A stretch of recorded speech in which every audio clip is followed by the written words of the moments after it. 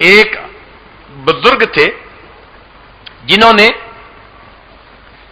جن کا معمول یہ تھا کہ 1,00,000 مرتبہ درود شریف پڑھ کر کچھ عرصے بعد نبی علیہ السلام کو تحفہ بھیجا کرتے تھے، پھر 1,00,000 درود شریف پڑھ کر پھر تحفہ بھیجا کرتے تھے۔ ان کی زندگی کا یہ معمول تھا کہ لاکھوں مرتبہ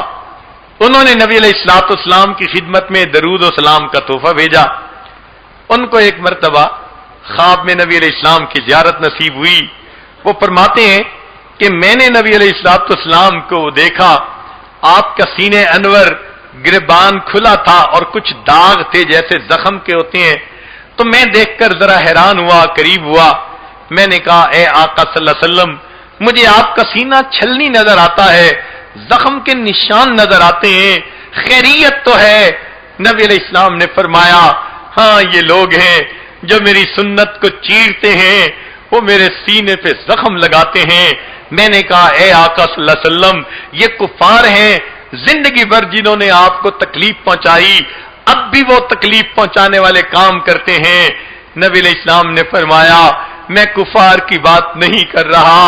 مجھے میرے رشتہ داروں نے تکلیفیں پہنچائیں، میں سجدے میں گیا، اوجڑی اوپر ڈال دی گئی، میں گلی میں سے چلتا تھا، لوگ میری طرف دیکھ کر بسا اوقات تھوکا کرتے تھے، میرے چہرے پہ مٹی پھینکا کرتے تھے، مجھے ان سے کوئی گلہ نہیں، اس لیے وہ تو کفار تھے،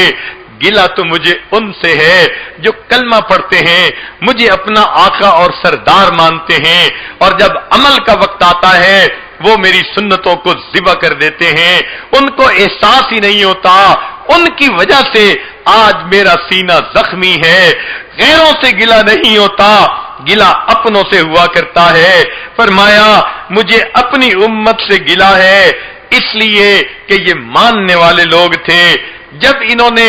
میری سنت کا جو ہے وہ اہتمام نہ کیا تو غیروں سے کیا امید کی جا سکتی ہے۔ نبی علیہ السلام نے جب یہ بات فرمائی، ان بزرگ کی آنکھوں میں آنسو آ گئے۔ فرمایا تم تو غیروں کی بات کرتے ہو، ہم نے اپنے بھی آزمائے ہیں، تم تو غیروں کی بات کرتے ہو، ہم نے اپنے بھی آزمائے ہیں، لوگ کانٹوں سے بچ نکلتے ہیں،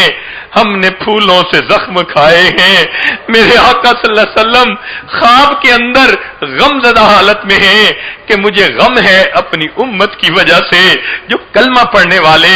صبح اٹھتے ہیں، چہرے سے سنت کو ہٹا کر اس کو گٹر کے اندر ڈال دیتے ہیں، کھانے کی سنت کا اہتمام نہیں، پینے کی سنت کا اہتمام نہیں، گھر کے اندر 10 روپے کا اگر کوئی بلب ٹوٹ جائے تو ماں بچے کے تھپڑ لگا دیتی ہے، وہی بچہ میری سنت کو توڑ دیتا ہے، ماں کے سر پہ جوں نہیں رینگتی، وہ ٹس سے مس نہیں ہوتا، باپ اس کا کوئی نوٹس نہیں لیتا، تو معلوم ہوتا ہے میری سنت ان کی نظر میں 1 روپے کے برابر بھی اہمیت نہیں رکھتی۔ یہ میرے وہ امتی ہیں